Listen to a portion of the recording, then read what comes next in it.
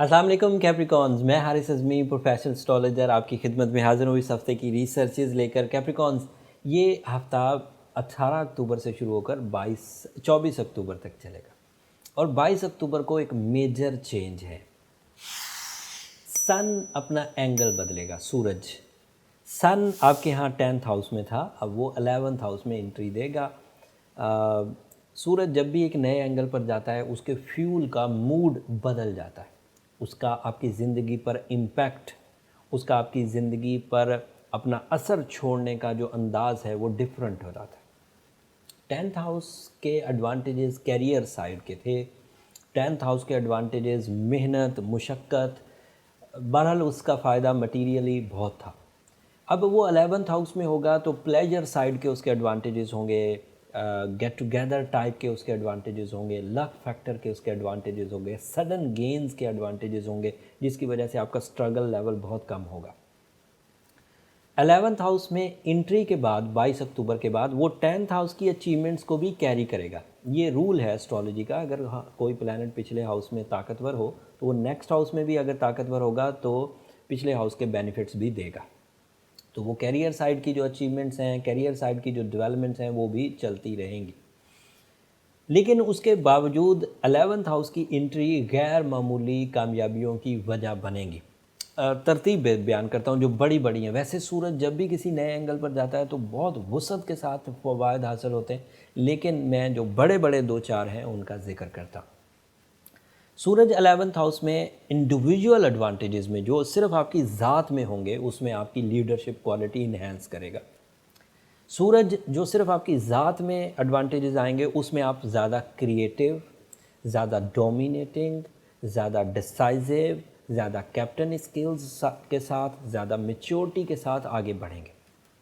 ये individual advantage हो गए और इससे मिलते जुलते दीगर एडवांटेज जैसे माइंड स्किल्स, ये सब आपका टूल ऑफ सक्सेस इस वक्त आपकी टाइम बिहेवियर की सपोर्ट बन जाएगा। So this is golden season for you.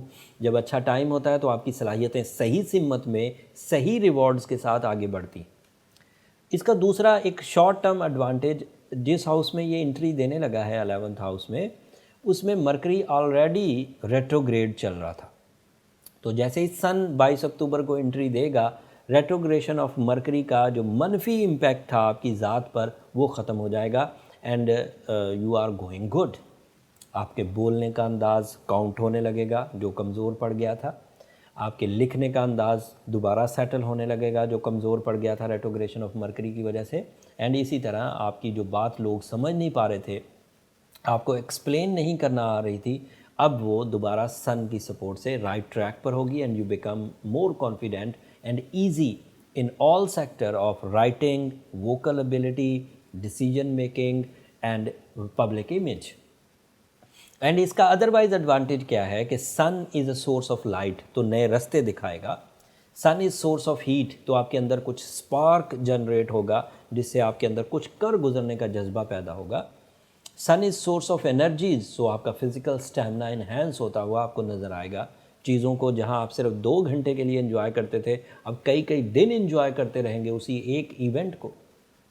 सन की वजह से आपकी ज़ात में ठहराव आएगा एंड सन अदरवाइज़ भी आपके लिए एज इम्पैक्ट्स भी लेकर आता है, जिससे आप पिछले साल से ज़्यादा मैच्योर होकर अब काम करने लगेंगे। सो आपके ऊपर ज़्यादा रास्ते आश्कार होंगे, ज़्यादा हालात माशरे के, फैमिलीज़ के, सेहत के आप समझ पाएंगे और ज़्यादा रिस्पॉन्सिबिलिटी के साथ परफॉर्म कर सकेंगे।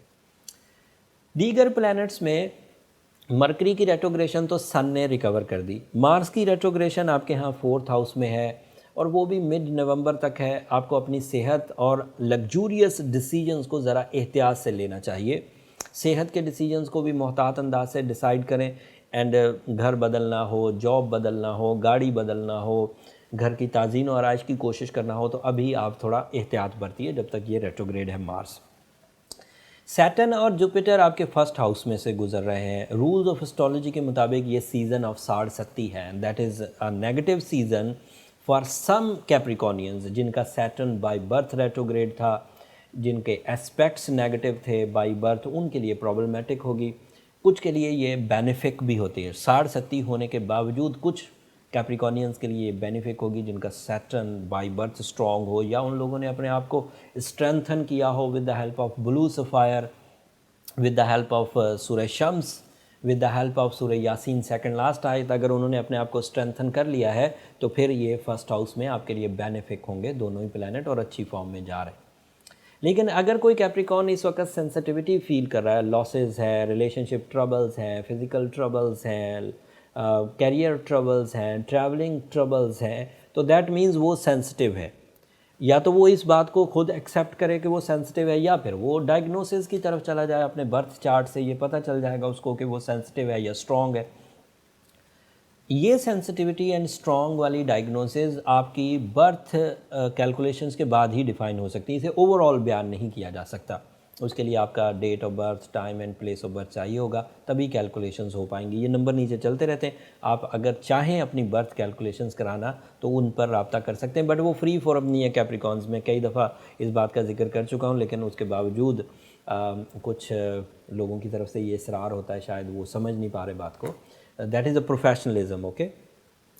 अच्छा, ये वाली जो कंडीशन है जो कि स्ट्रॉन्ग कैप्रिकॉर्न है, जिनका सैटर्न एंड जुपिटर इस वक्त भी बिहेव अच्छा कर रहा है, वो जब सेकंड हाउस में ये सैटर्न एंड जुपिटर जाएगा उनके लिए उस वक्त भी अच्छा होगा। खैर वो बातें जब 2021 की वीडियो में बनाऊंगा 2021 की, तो उनको मैं डिफ़ाइन कर दूंगा। सो इस वक्त मेरे पास एक ही खबर थी सन के नए हाउस में जाने से, दैट इज़ सो प्रोडक्टिव। अगले हफ्ते मेरे पास एक अदरवाइज़ खबर होगी, वीनस अपना हाउस बदल रहा है, एंड वीनस के न्यू एंगल पर जाने से आपके इमोशंस पर, आपके मूड पर, आपकी लव लाइफ पर, आपकी पब्लिक इमेज पर बड़ा इम्पैक्ट आएगा। वो अच्छा होगा कि बुरा, वो तफसील अगले हफ्ते बयान करूँगा। तब तक के लिए इजाज़त दीजिए। जाते जाते मेरी 2 दरख्वास्तें, एक तो चैनल को ज़रूर सब्सक्राइब कर लीजिएगा, आपकी सब्सक्रिप्शन हमारी हौसला अफजाई की वजह बनती है। अगर ये बातें अच्छी लगती हों तो अपनी दुआओं में भी ज़रूर याद रखिए। अगर टाइम का समझाना आपको अच्छा लगता हो तो अपनी दुआओं में याद रखिएगा। अगर आपको इस नॉलेज के एवज़ अपनी लाइफ के डिसीजंस लेने में आसानी होती हो तो हमें अपनी दुआओं में याद रखिएगा। आपकी दुआएं न सिर्फ इस दुनिया के लिए बल्कि आखिरत के लिए सबसे कीमती सरमाया है। अगले हफ्ते तक के लिए अल्लाह निगहबान।